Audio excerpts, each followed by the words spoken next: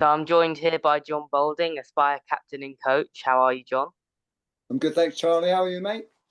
Not too bad. Right, so before we get look ahead to this weekend's big cup final, let's have a little look back. So, league champions, first time in 7 years. How are you feeling? I'm over the moon, mate. As you know, it's been a long, long season. We've worked so hard at training, and obviously on the pitch, it's been showing. And just to get over the line at the end with the way that we've done it, it was a big relief and a massive achievement for the whole team. Yeah, so let's just talk about that moment. I think you know which one I'm referring to, that last minute winner from Jon Mclellan, which won you the title. Talk us through just that moment and how you felt. Just the last like 30 seconds. Obviously, I was trying to time waste, count the clock down, and then the moment Chris came out wide a bit, I know obviously Dylan was going to be on his own in the goal. So and when I got the chance of it, I cut inside and saw Dylan was coming out, and the pass to Dan obviously knew he was open. So once I actually made the pass, I got clattered. So I didn't actually see Dan put the ball in the net. It was just from all the fans cheering and stuff that I knew it had gone in. So, and just the elation, obviously, from the fans up above, the players, the guys on the bench coming on the pitch. It was just joyous. And like I say, it was everything that we've been working towards. And to actually win it in that game made it ever so worthwhile, you know. So the team now haven't lost competitively in 2023, an incredible run. What do you think has contributed towards this kind of consistency? Just the effort everyone's been putting in at training. Obviously, Brad coming in has helped me personally with the training itself. So I've always said to everyone, I'm not a coach, and Brad definitely is one. So the fact that we've managed to work together to put a training plan together that allowed us as a team to work on everything that our weaknesses were and consistently work on it throughout the year. It definitely showed on the pitch that we were well drilled.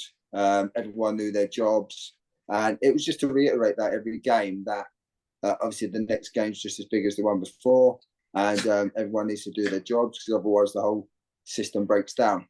And so, yeah, I think everyone bought into that, and obviously it showed on the pitch at the end.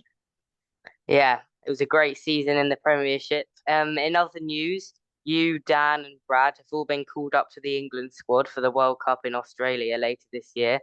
How happy are you with the progress of your squad over the last 12 months to have gone in a year from one England player in your ranks to three? I've always been a massive advocate of all my players in my squad to be part of England, and the fact that Dan and Brad are there, it gives me massive joy, especially Dan obviously being so young. Um, I've hoped that I've had a big impact on him getting in the squad, not obviously through the coaching side of things, but obviously as a player, playing alongside him, giving him that opportunity to shine as he does. And the rest has been down to him, you know. I've been very proud of him, the work ethic that he has is second to none. And that's the same for Brad, you know. Brad had massive disappointment when he wasn't part of the previous camps. But I always said to him, he'll get his chance. He just needs to continue to knuckle down like he had done. And thankfully, in the trials day, he showed up and showed everyone what he's capable of, like he's been doing all season. And yeah, obviously having all three of us there, going to World Cup, playing week in, week out like we do anyway, it's a massive plus for us and obviously for England as well. So, on to the weekend. BT Sport cameras, St George's Park, a trophy and a treble available. Ticks all the boxes, doesn't it, this cup final? Yeah, it's like it was written in the stars, you know. Obviously, we won the regional league. We won the league last week, or this weekend gone, just the way that we have. Like you say, we've been unbeaten. Obviously, we've been playing Newcastle the last few weeks. So we've kind of got the mental advantage on that already. Yeah. So, yeah, the boys and girls are looking forward to it. Again, like you say, it's on BT Sport. So it's an opportunity for us to showcase us as a team and the sport itself on the highest level possible. And hopefully we're in for a great game and plenty of goals. So, as you just touched on, your opponents are Newcastle, a team which you've absolutely battered twice in the last month with an aggregate score of 13-1. What is your mentality now going into that final, retrospective of those results?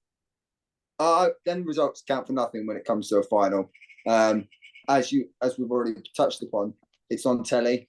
It's going to be the first occasion for a couple of players in our team to be there as part of the main squad. Obviously, it's the first time for Newcastle, so there's going to be a lot of nerves. For myself, obviously, I've been there a few times, so I'm quite experienced when it comes to it. So I kind of can pass it on to the rest of the team, how to deal with it. Obviously, we try and not have too much focus on the cameras or anything. Just do what we do normally, week in, week out. And yeah, hopefully everyone will just play to their full potential, and we'll get another victory and another trophy to the cabinet. And with the little Twitter back and forth recently with Newcastle, does that make you want to win it a little bit more? It does indeed. You know, we can't go a weekend without a little Twitter battle, and I'm hoping you've got some things lined up for us should we come out victorious. And finally, without leaking too many tactics for the Newcastle players who are definitely watching this right now, what will you say to your players pre-game? I would say, lads, ladies, obviously last week we won the league very convincingly in the end. Go out, do exactly what we've done the previous weekends in the league, and show everyone why you're the best team in the country and why you belong where you are, top of the league and in the final of the cup. That's all we've got now. Thank you for joining me, Jon. For all of you watching this right now, we've got the cup final live on BT Sport on Sunday. Loads of coverage and lead up to that will be all over the Aspire social media, the Facebook, Twitter and Instagram in the lead up to that game, and links to watch that on BT Sport 3 on Sunday will also be there. Thank you for joining me, Jon.